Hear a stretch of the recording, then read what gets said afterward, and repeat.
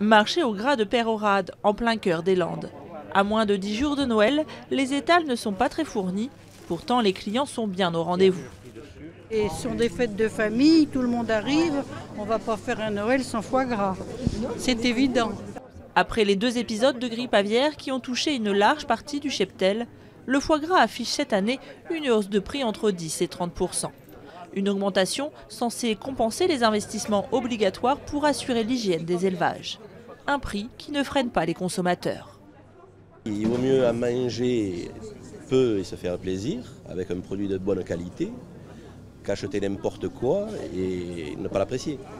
Richard repart avec plusieurs foies frais achetés à la maison Paris, une référence centenaire dans les Landes.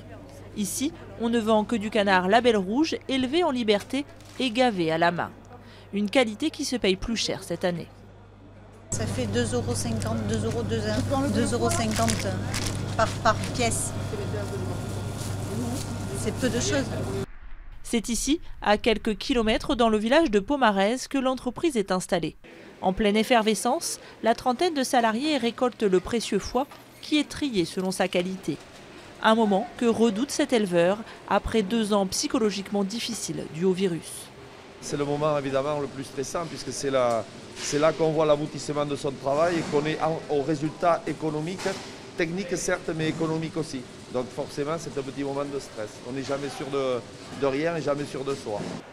Malgré les efforts de la filière pour se relever, le vide sanitaire a encore des conséquences bien visibles.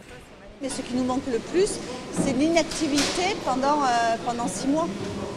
Parce que pendant 6 mois, on n'avait aucun canard. Et ça se ressent aussi maintenant parce qu'on n'a pas pu fabriquer tranquillement la conserve de certains mi-cuits et on est en manque maintenant.